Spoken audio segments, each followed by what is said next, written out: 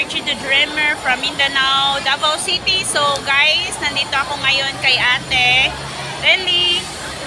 She's been working for almost 28 years. So tanong tayo guys kung anong mga tips or mga idea. Ba't siya stay longer here in Hong Kong? Kay Ate Telly, kumusta?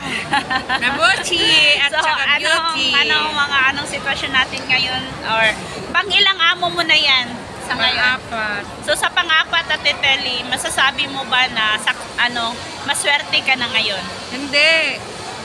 Walang swerte sa katulong. Puro hirap at ginhawa ang madaanan mo. Tiyaga lang ang kailangan. So, At saka adjustment.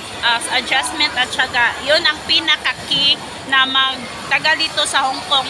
So, in your first 2 years, first contract, Ate Telly, masasabi mo ba na yun lang ang last or isang beses ka lang na pumunta, magiging katulong? Or 2 years lang? Walang promise. Walang promise. Ang trabaho. Kasi dito sa Hong Kong, hindi ang trabaho ang tinatapos, kundi ang kontrata. Walang katapusan ng trabaho. Kahit mapagod, kahit anong sitwasyon, kailangan laban lang sa buhay. So dito sa Hong Kong, marami din namang mapalad at hindi siniswerte sa amo. Pero sa sitwasyon mo ngayon, ba't ka nagtagal dito, Ate Telly? Ano bang meron dito sa Hong Kong na wala sa Pinas? Mayroon ako. Tiyaga lang. Saka adjustment nga. Kailangan kung anong ugali ng amo, ganun din ang ugali mo. So, diba? ano bang alaga mo ngayon, Ate Telly? Bata? Ang experience ko, nakalaga ko ng bata. All around, walang ano. Kailangan lang dito sa Hong Kong, OFW ka, hindi tamad. Di tamad. At saka, Yung mga bago kasi namimili. Ako wala akong pili sa trabaho dahil mahirap ang buhay ko sa Pilipinas. Kaya mas maigi pala yung mahirap kasi pagdating mo sa ibang bansa, handa ka kung ano mang mga pagsubok na daanan mo. Kahit anong ipakain mo, kain ka.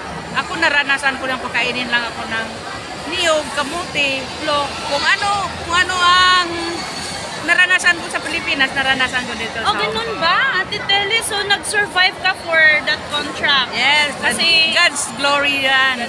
Kasi ang importante kasi nandyan ang Lord sa iyo. Kasi ang Lord nga, nagtiyaga nga, ang Lord na nga siya, saan siya napakatao. Di ba doon sa pusok sa mga ng mga baka, Lord na nga siya, nagpakumbaba. Kaya tayo din katulong, kailangan ang pagpakumbaba. at respeto. Kasi nangamo lang tayo. Amo is amo. Kahit sa tingin mo nga kayo ang mayaman din sa Pilipinas, pagdating dito sa ibang bansa, katulong ka. Kaya yun, trabahuin mo talaga bilang katulong. So, ganun guys. So, yan si Ate Telly guys.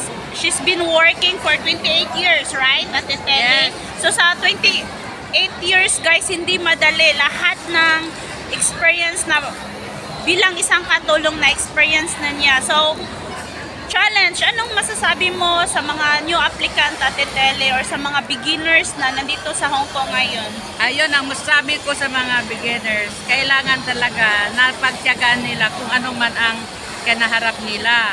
Kasi sa bawat tao, sa bawat ugali, kanya-kanya tayong style. Kaya yun nga, adjust ang kailangan. Yan lang ang importante. After 3 months, maano yung hindi ka makakain ng maaga, maranasan mo yan. Yung madilid-dilid ang pagkain, ganyan Late ang katulong. matulog. Yan ang buhay ng katulong. Basta ganyan ang buhay ng katulong.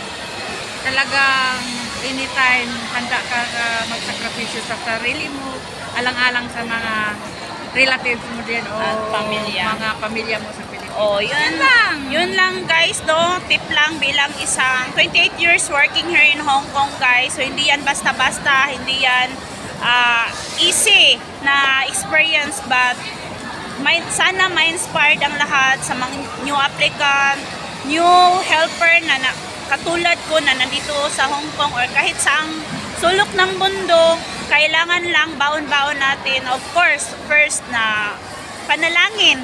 Second is sacrifice and respect, lalo na sa ating mga employer. Yun lang guys, and that's all this morning. Happy Sunday and bye-bye! Don't forget to subscribe!